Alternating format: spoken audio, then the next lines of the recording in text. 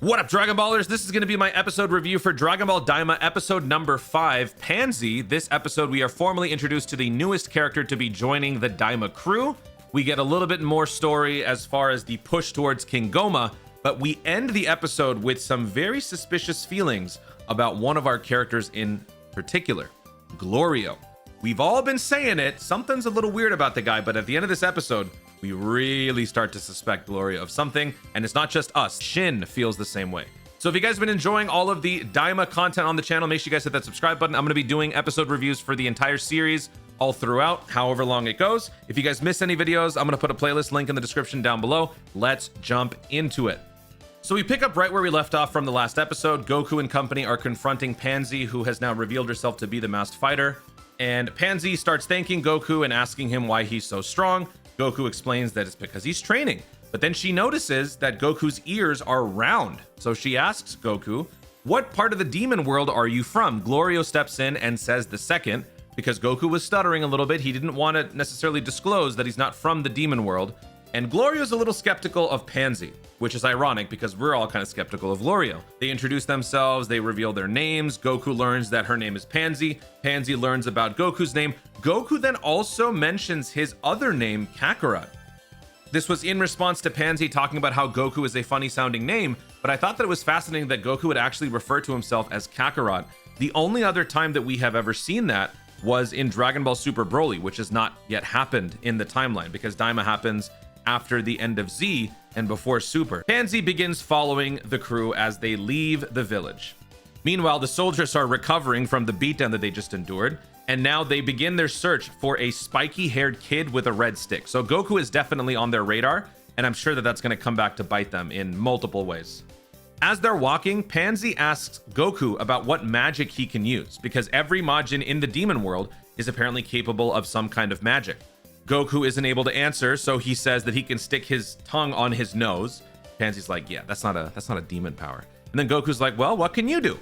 Pansy then shows her magic, which is apparently a weak form of telekinesis. She's able to float a rock, but then she's soon not able to continue. She drops it. But then she also says that she has a specialty in tinkering with machines. So that's kind of a subtle message as to what her function is going to be on the team as far as what they're going to be doing moving forward. Because we know that she's going to be part of the crew. Glorio's kind of the guide, Goku's the fighter, Shin is kind of the intel, and so Pansy is probably going to be the mechanic.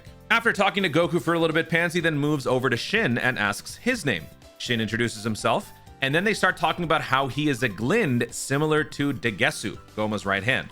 Pansy then says that most Glinds had left to the outside world a long time ago. So when I saw that, the first thing that I thought of was, okay, so that explains all the different Kais in the various universes. So does this mean that all of the other Supreme Kais are also characters who left the demon world? I don't think we'll ever learn that, but it is a fascinating thing to think about. And I think it's something that a lot of us were thinking about, but beforehand, it wasn't necessarily confirmed. This doesn't quite confirm it either, but it does provide a little bit more context. Pansy asks Shin why a child Glind would be around here, and Shin responds with, I'm journeying. But that response makes her even more suspicious, as nobody would apparently casually stroll around the demon world unless it's for business. So Glorio starts to notice that Pansy is getting a little bit too close. Glorio steps in and ends the conversation, which you kind of feel a sense of comfort because at the time you wouldn't necessarily trust Pansy, but at the same time, when you stop to think about it, Glorio is a little bit nervous of Pansy and doesn't want Pansy to get too much information about their business, which once again feeds into the suspicion of Glorio. Glorio's never really given us the full story, and there have been these little moments that make you feel like there's something more, and we really start to see that in this episode.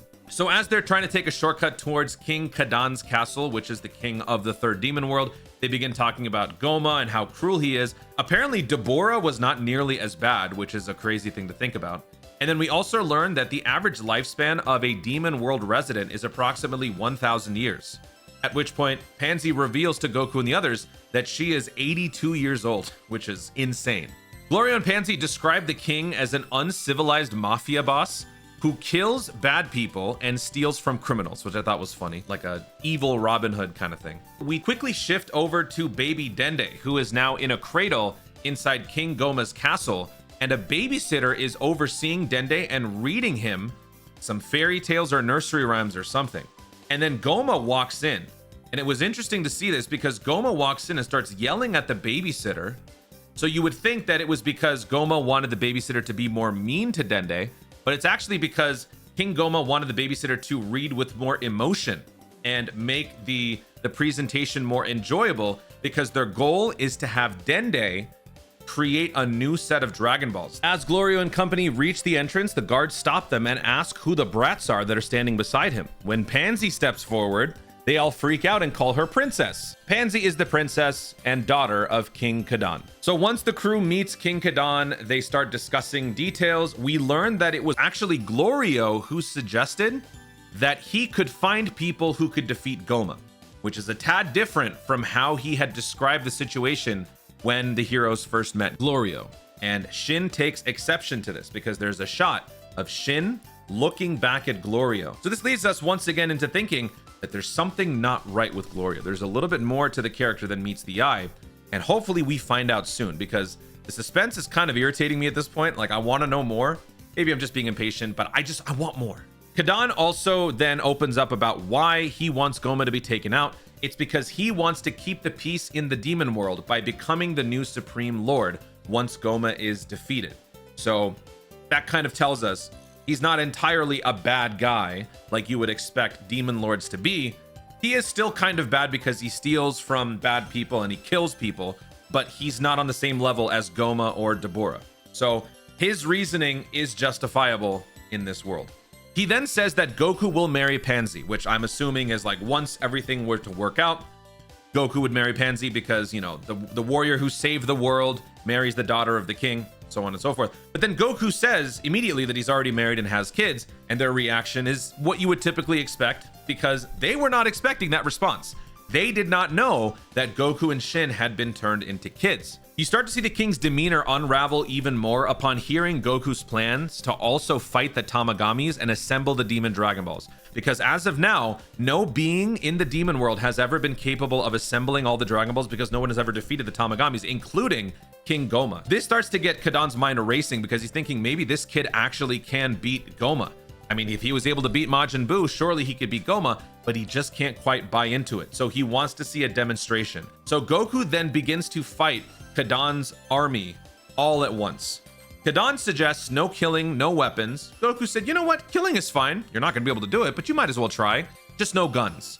And so we finally get to see our first Dragon Ball style fighting. The sort of fighting and punching and kicking that most modern Dragon Ball fans are accustomed to seeing.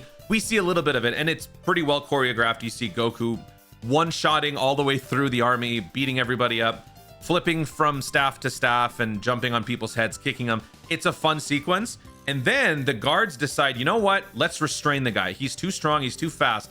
Let's hold him down. So as the guards try to restrain Goku, one limb at a time, Goku goes Super Saiyan. He does a little Super Saiyan burst momentarily. That energy output is enough to push everybody off of him and knock them all out. But then he goes back down to his standard form, which is a nice way to see the lighting and the animation style that we can come to expect for Dragon Ball moving forward. We also get a shot of Kadan's reaction, Glorio's reaction, Shin's reaction upon seeing the Super Saiyan glow. It's a nice nod to how most Dragon Ball fans would probably feel in that moment. Like Shin, they're all grinning, they're all very calm, because they know Goku, when he's serious, is going to absolutely one-shot all of these guys in the demon world. They're no match for him. Towards the end of the fight, there's one giant dude who's trying to slice Goku in half with his giant machete. Goku teleports and is about to punch him, but he actually does the Beerus flick instead and knocks him out, which is another funny future callback. Can we say that? It's referencing an event that has yet to happen, but it's actually going to be happening to him. It's funny to first see Goku deal the disrespect to somebody else, only to have it happen to him soon after this event. Actually, very soon after. After Daima is over, the next event to take place would be Battle of Gods. So this would be happening very soon after the events of Daima. And with everybody knocked out, Kadan is convinced that Goku has what it takes to take down Goma. So as a result, Glorio asks for a plane because their plane was stolen. Kadan puts together a decent sized plane with a bunch of supplies. Kadan also asks one of the guards to rewrite the plane's coding in order to circumvent the pin number problem when it comes to warp. Shin then asks Kadan if they could help out their friends who would be arriving soon after. And Shin was unable to communicate the whole pin number situation to them before they were teleported into the demon world. So Kadan said, okay, if we're gonna have to help out your friends, we're gonna have to send somebody out there to retrieve them. So Kadan asks his ditzy assistant, Hybis, who is just a guy running around, apparently practicing his ballet, to go to the outside world and retrieve Goku's friends. Hybis then starts inputting some information into his little coordinate system. He sees Kami's lookout on Earth on Universe 7. He then asks Goku what the party size is going to be. Goku's thinking, maybe 3 or 4. So after ascertaining all of the information, they learn that they need a bigger plane, but they don't have any bigger planes. So this is a funny shot. You see Kadan scream to his guards to go steal a plane from a nearby gang. Up to this point, he seemed pretty benevolent. Even though we know he has a mean streak about him, we hadn't quite seen that yet. So hearing him suddenly scream to the guards to go steal a nearby plane, which was pretty funny. We then see Pansy walking into the plane that they're setting up for Goku and friends with a bunch of luggage.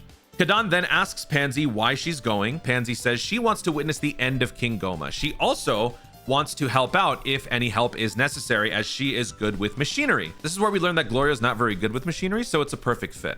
But as they're finalizing their plans and they're boarding the plane, Shin takes Goku aside and tells him in secret that he suspects Gloria of something fishy. Kadan was not made aware that Goku and Shin had been turned into kids. He also mentions to Goku that it wasn't the king who requested Goku be summoned, it was Gloria. So what's going on? Goku then says, hey, does it really matter? Who cares? Because of course, Goku's not going to care. After dismissing Shin's comments, Goku and Shin board the plane along with Gloria and Pansy. As they begin taking off, Gloria says that it will take about 4 days with some breaks to reach the first Dragon Ball in the third demon world, as it is the biggest. As they're discussing this, the plane begins to struggle to stay up. We start to learn that the engine is overworking, and it's all due to the massive excess weight that Pansy's luggage is creating. And that causes the plane to crash. So just as they take off, the plane crashes. So we're right back to where we started. No means of transportation. Either they're gonna walk or maybe they'll have Pansy fix the ship. I don't know, but that's where the episode ends. So as things were starting to get interesting, the episode sort of ends on a note that I really wasn't hoping for, because we already did the plane crashing trope. We already did the whole, all right, we can get to the destination much faster, but let's take the longer way for the sake of adventure. Seeing that happen again didn't instill me with the biggest confidence. And I'm starting to feel a little bit impatient, because overall it was a great episode, because we finally got to see Super Saiyan Daima Goku, which was cool. We got to see more fighting. We have finally, I think, finished all of the character introductions. All the new characters are here. We know what everyone's about, what their goals are, what their motivations are. We can finally truly begin the journey towards King Goma. And then this plane crashing moment kind of just set me off a little bit. Not to the point where I don't like the show, but I'm starting to feel a little antsy. Pansy, antsy. I'm gonna give this episode a B-, mainly because I think a little bit more progression would have been nice, but I don't think it's that bad yet. The series is gonna be about 20 episodes from what I've been told. So considering that this is episode 5, and now we have our entire crew and we can begin the road to King Goma, I think that this is about the limit in terms of introductions and world building that we can have before viewers start to feel a little bit impatient. So as long as the next episode really starts to push the journey towards King Goma forward at a much quicker rate, I think things are going to be fine. But because of the, I guess, in hindsight, the slowish nature of the episode, I'm going to give the episode a B-. Fighting, good. Glorio's suspicion, good. Needs more progression. So hopefully you guys enjoyed my episode review of Dragon Ball Daima. The next episode, episode 6, will be happening next week. I will once again be back with more videos. Make sure you guys stay tuned for that. Let me know in the comments if there's anything that I missed, if there's any Easter eggs or any references that I did not pick up on. And I'd love to hear from you guys. I'm still enjoying the series, starting to slow down, but hopefully things pick back up on the next episode. Thank you so much for watching. Stay tuned, and always remember to Daima responsibly.